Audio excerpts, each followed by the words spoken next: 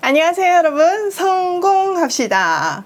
요즘 요한복음 너무 좋지 않나요? 저는 정말 많이 은혜를 받고 있는데 댓글 보니까 여러분들도 너무 좋다고 하시고 은혜 받고 계신다고 그래서 제가 너무 행복합니다. 여러분은 하루 스케줄을 짜고 계신가요? 뭐 일주일 스케줄 이런 거 있으신가요? 저는 뭐 비즈니스를 하다 보니까 몇 달치 스케줄이 좀 대략적으로는 나와 있는데요. 우리가 그렇게 짜놨지만 절대로 그대로 잘 가지 않죠. 오늘은 하나님의 시간표와 나의 시간표, 하나님의 공의에 대해서 한번 생각해 보면 좋겠습니다. 자, 1절. 그 후에 예수께서 갈릴리에서 다니시고 유대에서 다니려 아니하심은 유대인들이 죽이려 함이러라. 오병이어 사건 이후에 예수님은요 갈릴리를 두루 다니시며 사역하셨어요. 왜냐면은요 유대인이 오병이어 사건 이후에 더더욱 죽이려고 하므로 그들의 활동 본거지인 유대를 피한 거죠. 사실 이 죽이려는 무드는요 요한복음 5장 두 번째 유월절 38년 된 병자를 안식일에 고치실 때부터 시작되었어요. 자, 2절. 유대인의 명절인 초막절이 가까운지라. 세 번째 유월절인 오병이어 사건 이후에 약 6개월이 지나 초막절이 가까웠어요. 유대인들에게는요 초막절이 너무나 큰 절기였기 때문에 유월절과 더불어서 절기를 지키려고 많은 인파들이 예루살렘으로 모였어요. 자, 3절. 그 형제들이 예수께 이르되 당신이 행하는 일을 제자들도 보게 여기를 떠나 유대로 가소서. 스스로 나타나기를 구하면서 묻혀서 일하는 사람이 없나니 이 일을 행하려 하거든 자신을 세상에 나타내소서 하니. 이런 상황에서 예수님의 형제들이요, 아니 형님 여기서 이러지 말고 이 총구 속에서 이러지 말고 마침 지금 초막절이라 유대의 사람들이 다 모이니 유대에 가서 일을 하세요. 알려지기를 바라면서 숨어서 일하는 사람은 없습니다. 형님이 이런 일을 할 바에는 아예 대놓고 세상에 드러내세요, 이렇게 말했어요. 사실 이 말만 들으면요 굉장히 논리적이고 합리적이죠. 형을 엄청 위해주는 것 같아요. 그러나 그렇지 않아요. 일단 다른 복음서에 보면요 예수님이 미쳤다는 소문이 퍼졌어요. 그 소문을 가족들이 들었고 가버나움에서 사역하고 있는 예수님을 가족들이 찾아간 적이 있어요. 예수님이 가르치고 있을 때 이들이 도착했고 사람들이 당신의 어머니하고 형제가 왔습니다 이렇게 얘기하니까요 예수님이 누가 내 어머니요 형제냐, 아버지의 뜻대로 행하는 자야 내 형제고 내 어머니다 이렇게 얘기했어요. 그 장면 기억나시죠? 사실 예수님은요 이 말을 통해서 하나님 나라 안에서 새로운 가족 관계를 말한 거지만 가족들 입장에서 한번 생각해 보세요. 정말 이해도 안 되고 얼마나 섭섭했겠어요. 게다가 그 형제들은 한 집에서 먹고 자라면서 컸으니까 갑자기 나는 하나님의 아들이라고 말하는 형을 받아들이기 쉽지 않았을 거예요. 그러니 이 말에는 조롱과 반감이 담겨있죠. 그 증거가 5절에 있어요. 5절. 이는 그 형제들까지도 예수를 믿지 아니함이러라. 6절. 예수께서 이르시되 내 때는 아직 이르지 아니하였거니와 너희 때는 늘 준비되어 있느니라. 예수님은요 아직 내 때가 오지 않았다고 말해요. 요한복음에서는 이 때가 아주 중요해요. 왜냐면요 십자가의 때를 말하거든요. 헬라어로 때에는요 세 가지 표현이 있어요. 첫 번째는 크로노스, 흘러가는 물리적인 시간을 얘기하고요. 두 번째는 카이로스, 의미나 목적이 있는 시간을 말해요. 세 번째는 호라, 정해질 시간이에요. 여기서 예수님이 말한 때는요 두 번째 십자가의 그날이 정해진 카이로스의 시간을 말해요. 그러니까 이 말은 아직 십자가의 때가 이르지 않았다 그 말씀인 거죠. 자, 7절. 세상이 너희를 미워하지 아니하되 나를 미워하나니 이는 내가 세상의 일들을 악하다고 증언함이라. 너희는 명절에 올라가라. 내 때가 아직 차지 못하였으니 나는 이 명절에 아직 올라가지 아니하노라. 이 말씀을 하시고 갈릴리에 머물러 계시니라. 세상이 예수님을 미워한다고 말씀하세요. 이거는 유대인뿐만 아니라 대중들 사이에도 반대 기류가 있다는 것을 얘기해요. 지금 동생들처럼요. 왜냐면은요 예수님이 세상을 악하다고 말하기 때문이에요. 그러면서 예수님은 동생들한테 명절을 지키러 올라가라고 하세요. 당신은 아직 내 때가 차지 않았다고 말씀하시면서 갈릴리에 머무셨어요. 자, 10절. 그 형제들이 명절에 올라간 후에 자기도 올라가시되 나타내지 않고 은밀히 가시니라. 예수님이요, 동생들한테는 안 올라가겠다 얘기를 해놓고 동생들이 먼저 명절을 지키러 간 후에 예수님도 아무도 모르게 은밀히 올라가셨어요. 이 장면 뭔가를 떠올리지 않나요? 네, 맞아요. 가나 혼인잔치예요. 예수님의 어머니가 포도주가 떨어졌다 이렇게 얘기하니까 여자야 나랑 무슨 상관이 있나이까 이러잖아요. 그렇게 안 해줄 것 같이 냉정하게 말하시고는 금방 또 물로 포도주를 만들어 드셨잖아요. 이번에도 분명히 안 올라간다고 해놓고는 또 금방 올라가셨어요. 무슨 의미일까요? 혹시 예수님이 우유부단하셔가지고 혹은 마음이 약해서 그러셨을까요? 아니에요. 이것은 표적이 갖는 이중성 때문이에요.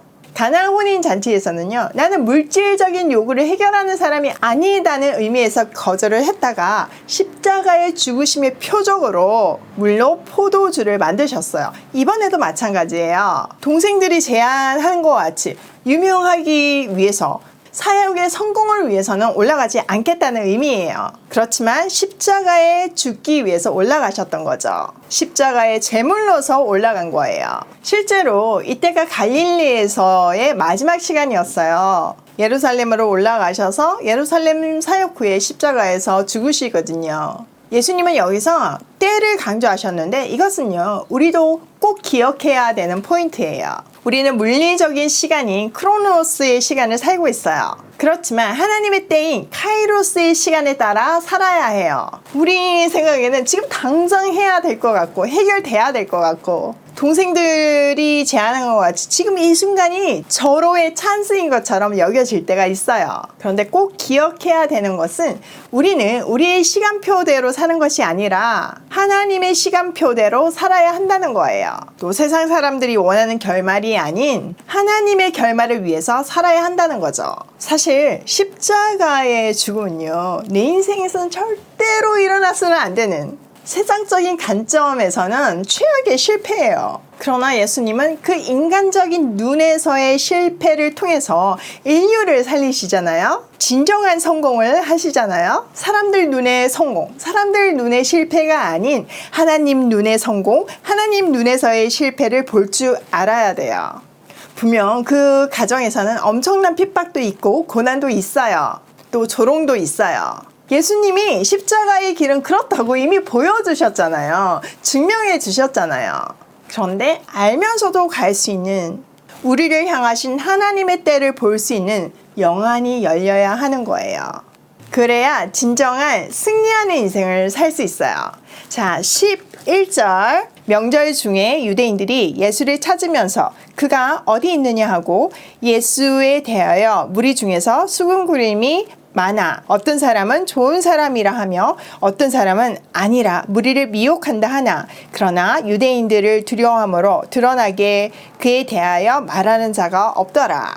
명절이 되니까요, 유대인들은요 예수님을 찾았어요. 지금 제일 화제의 인물이잖아요. 궁금한 게 얼마나 많았겠어요. 또 예수님을 두고 여러 가지 말이 돌았어요. 어떤 사람은 좋은 사람이다, 또 어떤 사람은 미혹하는 사람이다. 각자의 의견들이 있었어요. 그런데요, 유대인이 무서워가지고요, 여기서 유대인들은 예루살렘의 권력층을 말하죠. 그들이 무서워서 예수님을 대놓고 말하는 사람이 아무도 없었어요. 자, 14절.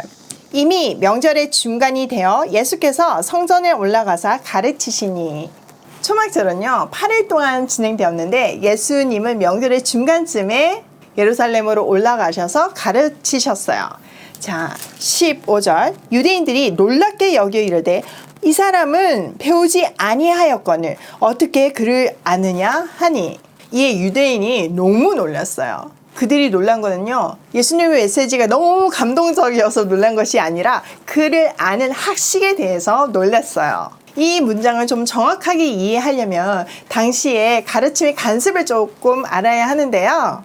일반적으로 가르치는 랍비가 되기 위해서는 먼저 다른 유명한 랍비에게 배워야 해요. 그래서 바울도 나는 가말리엘 학파 문화생이다 이렇게 얘기하잖아요. 그러니까 내가 어떤 파인가, 어떤 선생님 밑에서 공부했는가, 이게 되게 중요했고요. 또 대부분의 그들이 가르치는 것은 자기 선생님 랍비가 주장하는 내용들이었어요. 예를 들어 본다면요, 우리나라로 치면 옥하는 목사님이 말씀하시기를, 이찬수 목사님이 말씀하시기를, 이렇게 전달하는 방법이 일반적이었다는 거죠.